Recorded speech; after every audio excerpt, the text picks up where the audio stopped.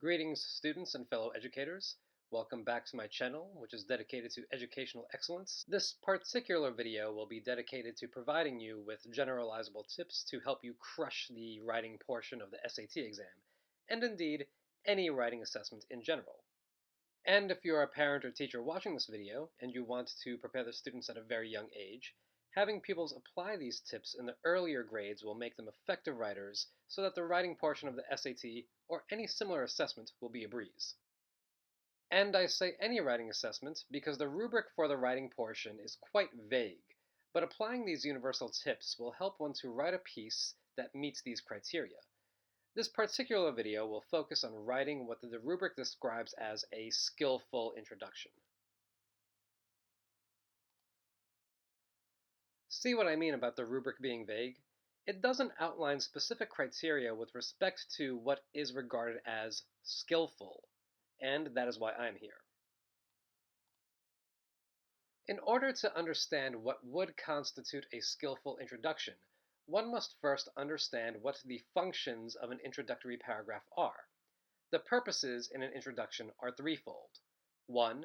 To provide background information on the different topics you will be discussing, either by defining them or summarizing them. 2. Connecting topics to one another by establishing the relationship between said topics. And 3. To provide an answer to the question that you will elaborate on in the body paragraphs. So let's see what this looks like in practice, and let's begin with a third grade prompt for those of you who want to begin equipping pupils with skills to help them crush the SATs from an early age. Now, in any prompt, there are always multiple topics, and we will define topics here as anything you are discussing. How many topics, things you will be discussing, are in this prompt? Depending on how you divvied everything up, you will have come up with at least 5 topics. We have the 2 characters that we are discussing, Old Mother West Wind and Sandwich. Words and actions, which can either be 1 or 2 topics, depending on whether or not you will be discussing the character's words separately from the character's actions or together. Plots of stories, and characters. And we can also say that the title of the text, Johnny Chuck Finds the Best Thing in the World, is also a topic, since that is the text we are discussing. And as I'm typing out this prompt, imitating what a third grader would write as best I can, you'll see that I kill 2 birds with 1 stone in my first sentence, as I provide background information on the characters, defining them, in a sense, by their relationship to the topics of characters and the short story, Johnny Chuck Finds the Best Thing in the World. Essentially, I'm taking these 2 topics and this topic and connecting them to one another by denoting the relationship between them. So, how do these 2 topics relate to characters?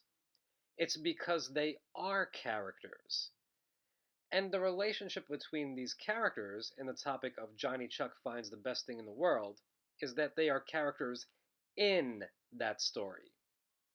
So I'm essentially defining them by establishing their relationship to the other things that I am discussing in the response.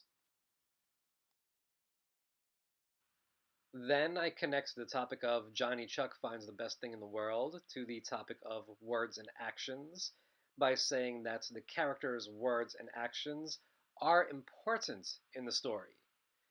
Then I connect words and actions to plots of the stories by establishing that that is the thing to which the words and actions of the characters have importance. Then I provide background information on the topic of plots of stories by providing a definition that tells the reader what plots of stories consist of. Then I have an answer to the question that denotes how the words and actions of the characters are important to the plots of this particular story, and I can provide a general answer here, like because they create conflict, since I'm going to elaborate on that in the body paragraphs anyway, or I can be a bit more specific and refer to certain aspects of the conflict that are created and which specific words and actions create those conflicts.